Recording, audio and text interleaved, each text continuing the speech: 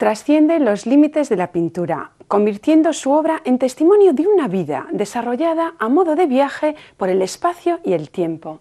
Hoy se sienta en Espacio de Arte José Freixanes para hablar de sus últimos trabajos y, cómo no, de su trabajo más reciente en la compostelana Galería 30. Sabemos más de su biografía en la voz de nuestro compañero Álvaro Veiga. José Freixanes, nacido en Pontevedra en 1953, estudió Bellas Artes en Bilbao y en la Real Academia de San Fernando de Madrid, siendo posteriormente becario en la Diputación Provincial de Pontevedra. Pertenece a la generación de artistas gallegos que se iniciaron en los 80 a través del Grupo Atlántica. En las muestras de Bayona, Compostela y Madrid se da a conocer como uno de los más inquietos ejemplos de la vanguardia plástica gallega. Desde 1985 forma parte de la mítica Galería Juana Mordó, con la que desarrolla una meteórica carrera nunca desvinculada de su tierra natal, aunque actualmente reside en Madrid y ejerce como profesor en la Facultad de Bellas Artes de Granada. Realizó intervenciones muy celebradas en la iglesia de Santo Domingo de Bonaval y en la Catedral de Casablanca. Participó en la última Bienal de Pontevedra, colaborando con la poetisa Chantal Maillar en un trabajo abierto a otros referentes expresivos, a la sensibilidad poética y a la mística oriental. Son muchas sus exposiciones individuales repartidas por Madrid, Ibiza, Viena y París, entre otros muchos lugares. Sus obras se han expuesto en los institutos Cervantes de Damasco, Amán, en Jordania y Madrid. Han triunfado en numerosas intervenciones en espacios públicos y su obra mural es muy importante. Su trabajo forma parte de prestigiosas colecciones y museos.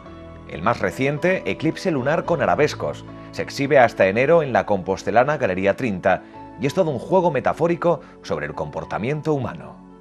Bienvenido a Espacio de Arte, José Freixanes. Gracias.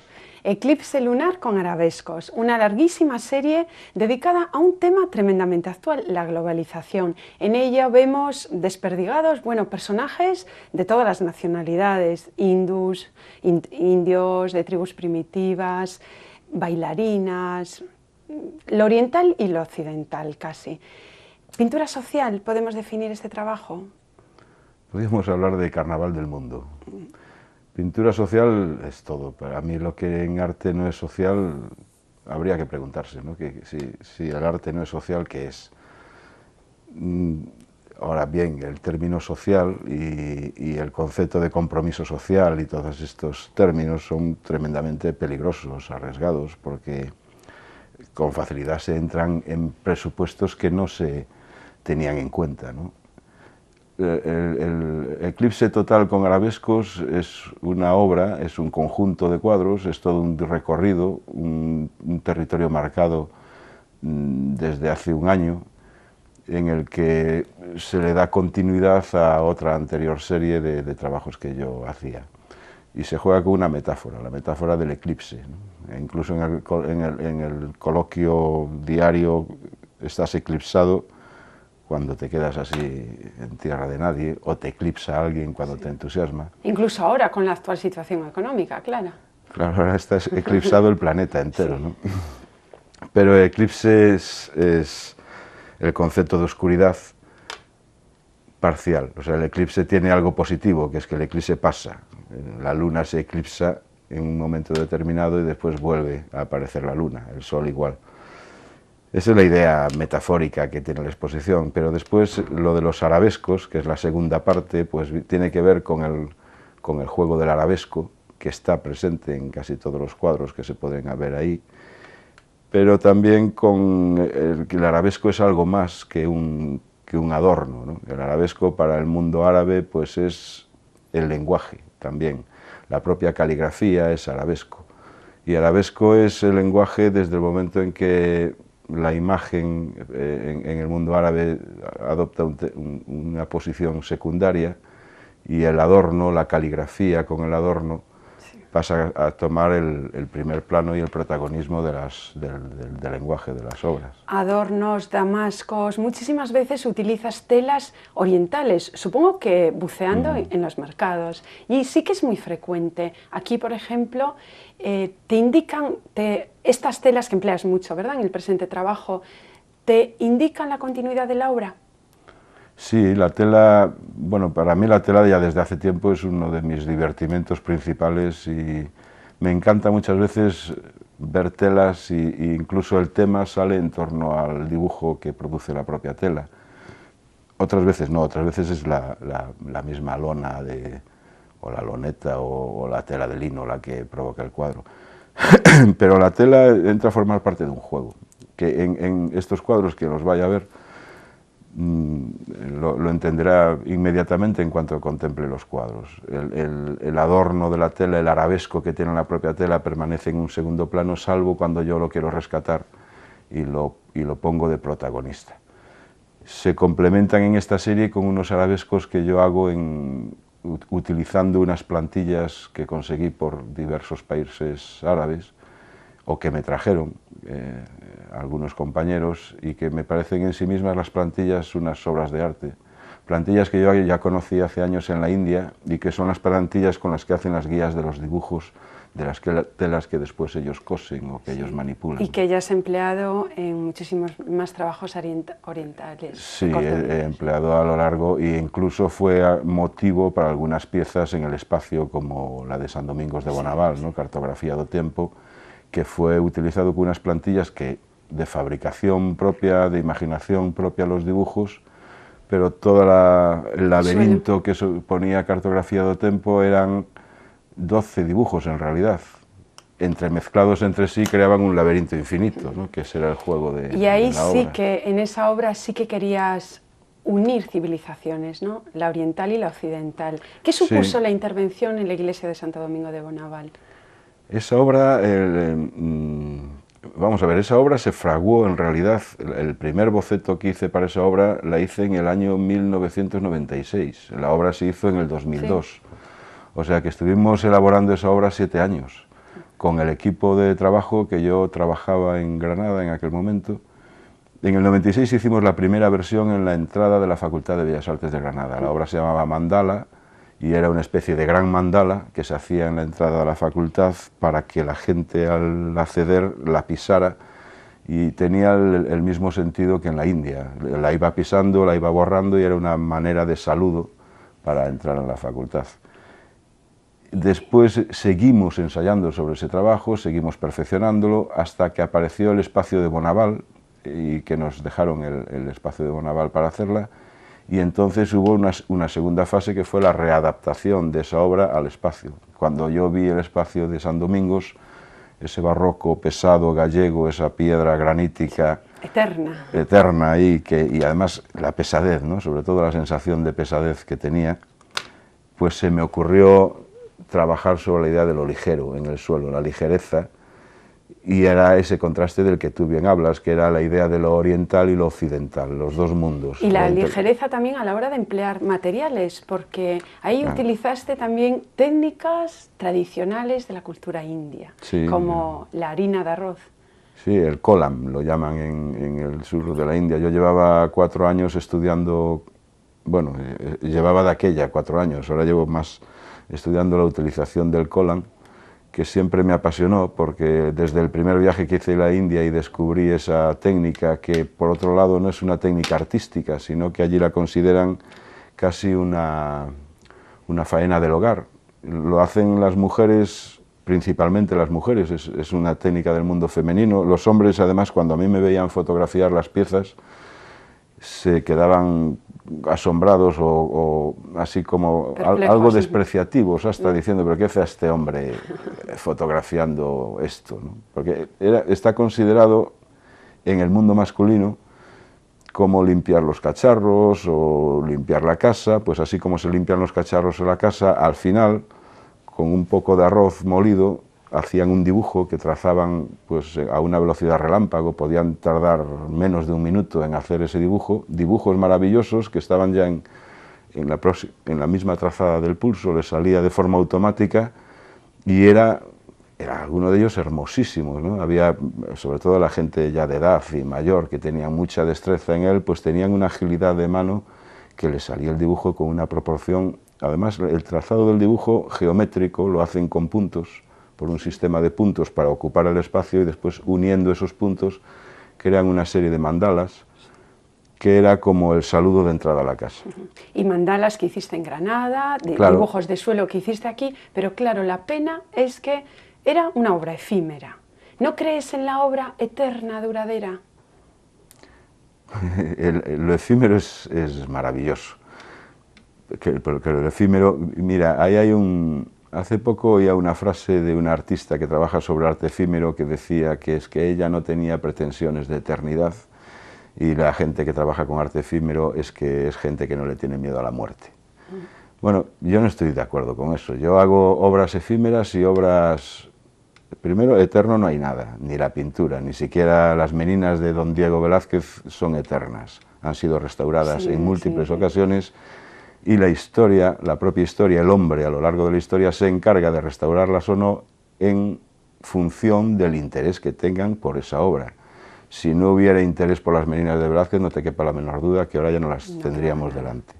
Entonces la idea de lo eterno es una idea que no nos pertenece, ¿no? Si le pertenece a alguien es a los dioses del Olimpo o al dios de quien sea, de quien quiera, que esos parece ser que tienen la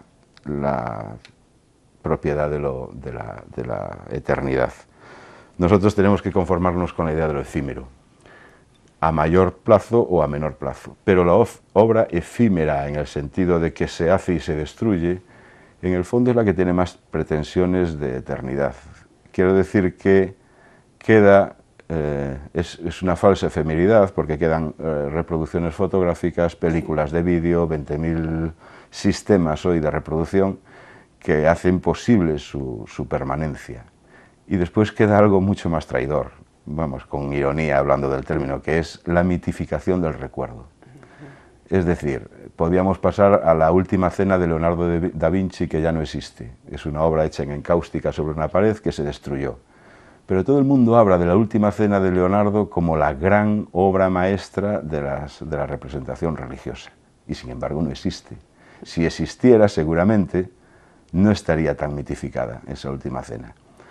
Con esta ironía quiero decir que yo he vivido obras, por ejemplo, Las huellas de Chantal en el Corral del Carbón, que era un recital que Chantal Maillard dio un 2 de mayo a las 8 de la tarde, en la hora en el que el día deja paso a la noche. A medida que iba anocheciendo, Chantal paseaba por el tapiz que le habíamos fabricado los días antes y hacía un recital de su trilogía india. Y aquello se llenó de público, había cerca de 500 espectadores, que es mucha gente para aquel espacio árabe, es un mercado árabe, el Corral del Carbón, del siglo XIV. Se llenó de gente y había gente que se le ponían los pelos de punta oyendo el recital y percibiendo esa noche que por casualidad, por accidente, fue una noche de luna llena, increíble, y viendo cómo se iba haciendo la noche a medida que ella iba recitando. Pero estoy seguro que toda esa gente ahora recuerda, las que vivieron ese instante lo recuerdan mucho más intensos que el instante se produjo en sí mismo. O sea, que lo han mitificado a lo largo del tiempo, ¿no? Porque has trabajado, bueno, con ella en variadas ocasiones y también con todo un equipo. En esa instalación, digamos, en esa obra efímera, casi le dabas más protagonismo a ella, sabiendo que tú también aportabas tu grano de Bueno, yo, arena. mis trabajos en el espacio, mis trabajos en colectividad, me interesan precisamente por eso, porque son trabajos de un colectivo. Tengo mucho menos pudor de decir que son maravillosos mis trabajos en el espacio, mis trabajos efímeros, trabajados en lugares públicos, que sobre mi propia obra pictórica, por ejemplo. Porque la obra pictórica es más mía, es más territorio íntimo del estudio, es más personal, y entonces ahí uno se siente como tan protagonista de lo que hace que tiene miedo a decir lo que hago es bueno. Vamos, puede ser una falsa modestia, pero en la obra pública es un equipo tan grande el que trabaja que yo me considero uno más del equipo. O sea, soy como, podría decirse que soy como el director de orquesta, que si no tienes un buen grupo musical ya puedes dirigir de maravilla, que aquello no sale arriba, ¿no? Pues seguimos trabajando en equipo y ahora vamos a escuchar una voz muy familiar para ti. A ver lo que nos comenta el gran escritor y hermano Víctor Freixanes. Non me resulta fácil falar de Xosé Freixanes, o meu irmán, como artista, como creador. Fago dende a admiración pola súa obra. compartindo con el moitas reflexións. A arte é paixón e razón. Non hai arte sin paixón, sin vivir intensamente os temas, e mesmo o enfoque estético que lle queres dar a eses temas, pero tampouco hai arte sin a reflexión que o artista fai diante da obra. Toda obra de arte é un problema técnico, é un problema que hai que resolver. E, sobre todo, é un desafío, porque para repetir o que xa se fixo, mellor non facelo. E entón, ese diálogo ca creatividade, ca búsqueda, é algo que caracteriza a toda investigación artística. Isto é algo moi consciente en Xosé Freixanes pintor. Os temas del son os grandes temas universais dende a condición humana, pero abordándoos dende a contemporaneidade e sabendo que podemos ter unha raíz propia, neste caso a raíz galega, porque Freixanes si se encardina e se identifica e se recoñece no discurso da pintura galega, pero tamén no discurso da universalidade e da contemporaneidade. Tan importante para un artista, para un escritor, para un galego, pois Rosalía de Castro, Luis Seoane, Eduardo Pondal ou a pintura de Úbeda, como Shakespeare, Schiller, Dante, Picasso ou Brecht.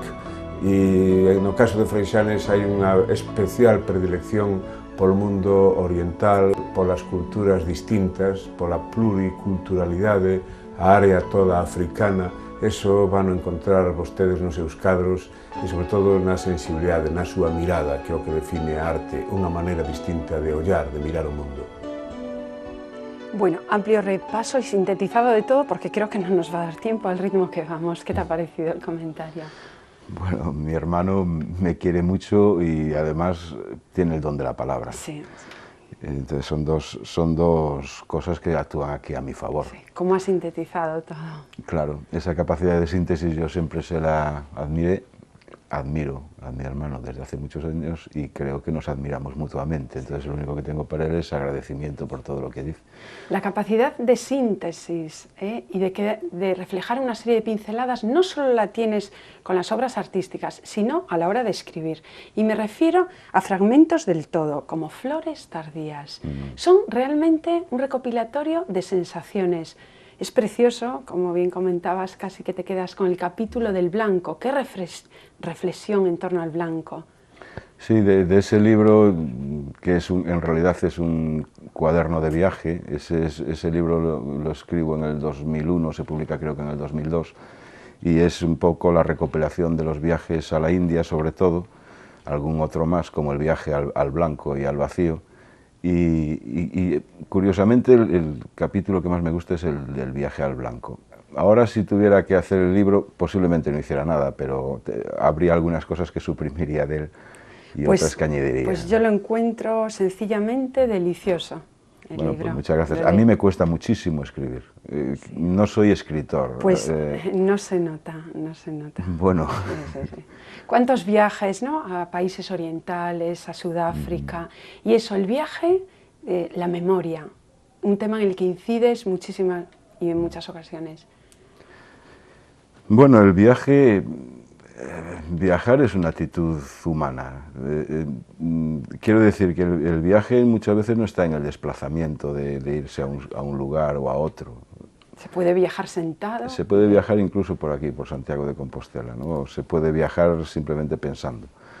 Y lo que pasa es que la variación, el cambio de lugar y el cambio de escenario, y cuando me refiero a cambio de escenario, quiere decir salirse del núcleo occidental, del núcleo del desarrollo, más por lo que se pueda ver es por lo que se pueda pensar después de verlo. Es decir, cuando alguien se enfrenta con o vive intensamente otra cultura diferente a la nuestra, y otra cultura diferente a la nuestra hoy hay que buscarla ya cada vez con más intensidad, porque realmente nuestro organigrama, nuestro estandarismo occidental lo invade todo. Porque la gente dice, pues ir a la India, pero es que ir a la India, ir a Bombay o ir a Nueva Delhi, pues realmente es casi irse a Madrid o irse bueno, a todavía Barcelona, hay distancia, ¿no? Todavía se hay tiene distancia que en acortar kilómetros, un poquito pero no más. distancia en comportamientos. Sí. Ahí está el McDonald's, está la Coca-Cola, está el ansia humana por los sistemas comerciales capitalistas, está los comercios Pero todavía quedan cosas artesanales. Tú, por ejemplo, lo Pero demuestras en muchos trabajos. Eso ya hay que buscarlo. O sea, esa es la búsqueda, ese es lo que uno tiene que entonces ir a meterse en ello y vivir en ello y decidir vivir en ello. E incluso te has metido en ello en temas, bueno, muy conflictivos como la guerra del Golfo. Estuviste en Siria, estuviste en Damasco, además bastante tiempo para desarrollar este trabajo. Háblanos de él. Bueno, el tema de la guerra del Golfo surgió a raíz... Yo ya hice una serie de pinturas de la guerra del Golfo que se tituló Donado Pazzo en 1991, cuando la primera invasión del Golfo Pérsico, y yo vivía en París en aquella época, estaba pintando para una galería de París, y me habían encargado una exposición y le titulé Donado Pazzo, y precisamente lo que pasa es que cuando empecé a pintar Donado Pazzo, que era una mujer que vivía en un palacio, justo cuando empecé a pintarle estalló la guerra del Golfo del 91. Y yo en el París en el que viví en aquel momento, las tropas francesas estaban muy implicadas en la guerra y todos los días había un recital diario de información de la guerra, del fenómeno de la guerra, de los soldados, del estado de las tropas, el estado de ánimo de los soldados. Entonces yo me dejé atrapar por eso y hice una especie de diario de viaje en cuadros. Cada día decidí pintar un cuadro y que ese día fuera la sensación, utilizando la Donado Pazzo, la sensación de la guerra. Esa es la primera serie que hice sobre la guerra del Golfo, que después se expuso allí en París. Y cuando me surgió la pieza de Voces de Basalto Negro, me la pidieron para Siria. Entonces yo estaba en Siria, estaba César Antonio Molina, de aquella de director del Cervantes, gran amigo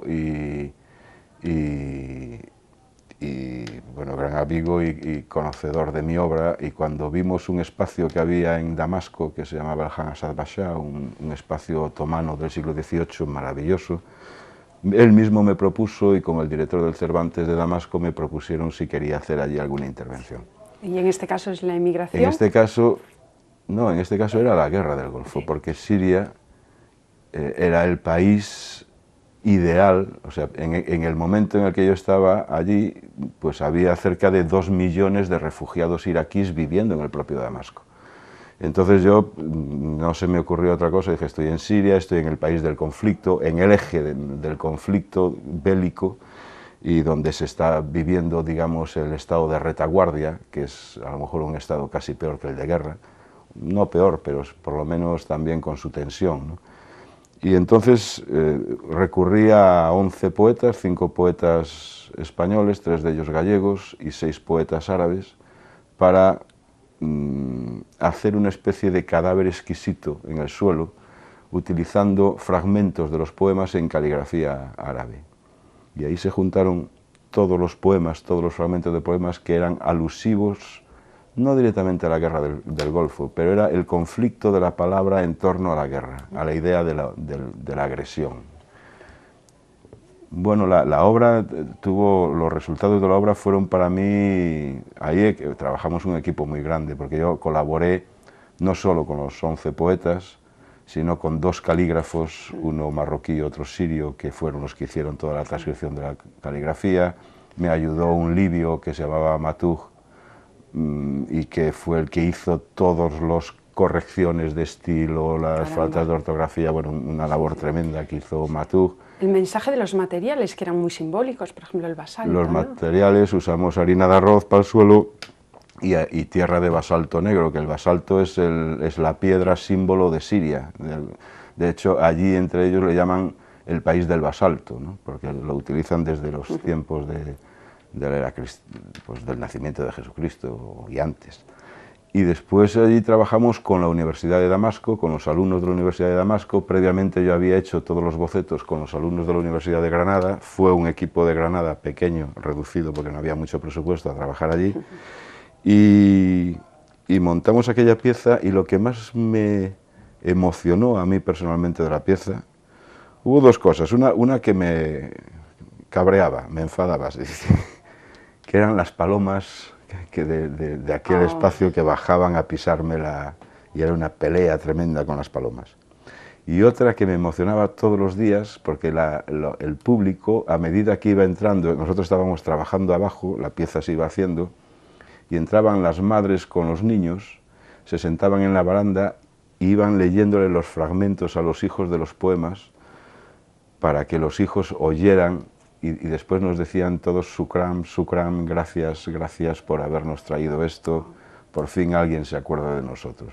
Eso a mí realmente me emocionaba, claro. O sea, me parecía que sentía una frase de Coomaraswamy, de Ananda Coomaraswamy, que define el arte como, dice, arte es aquello que es útil para el hombre, ¿no? Entonces yo me sentía útil haciendo la pieza en aquel momento. Ya no solo era la belleza, sino era ese sentido de que estaba aportando y comunicando. Sí. Útil también os sentisteis con la instalación al final del amanecer, porque bueno, con el tema de la inmigración, bueno, utilizabais ropa de gente inmigrante de todas las nacionalidades. Sí, al final del amanecer fue otro trabajo largo, muy largo, ¿no? Estos trabajos de los que hablas, ¿cuántos años pueden llevar?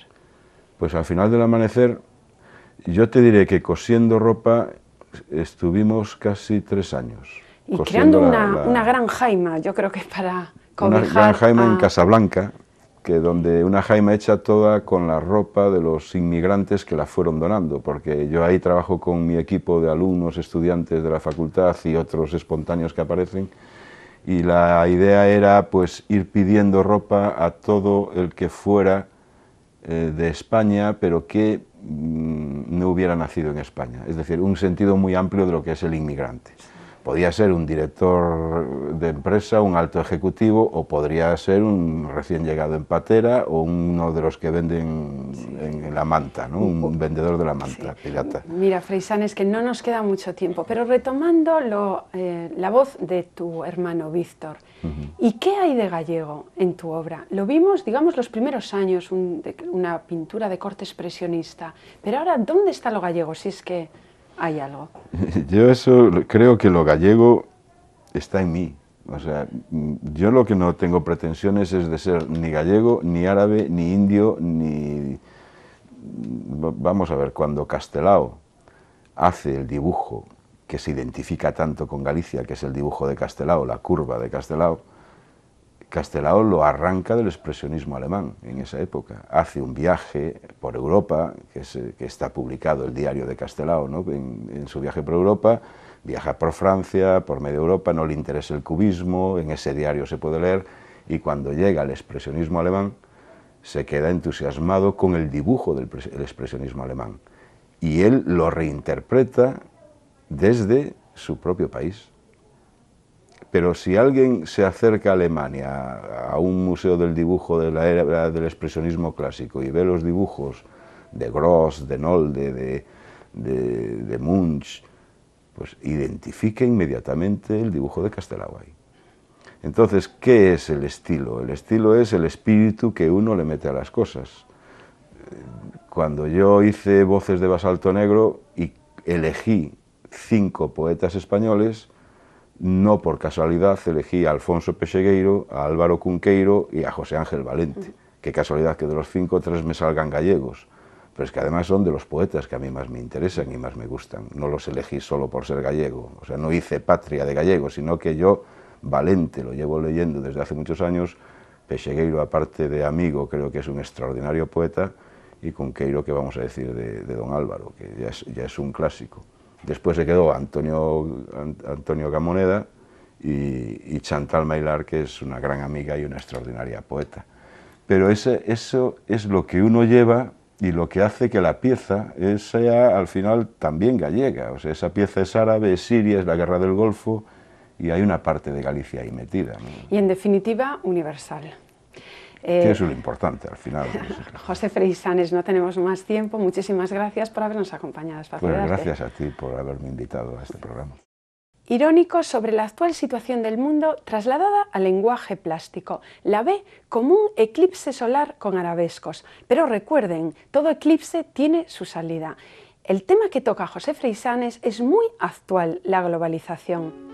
Les emplazo a contemplar el último trabajo que presenta en la compostelana Galería 30. Como siempre, seguimos hablando de arte, pero eso ya la próxima semana. Hasta entonces.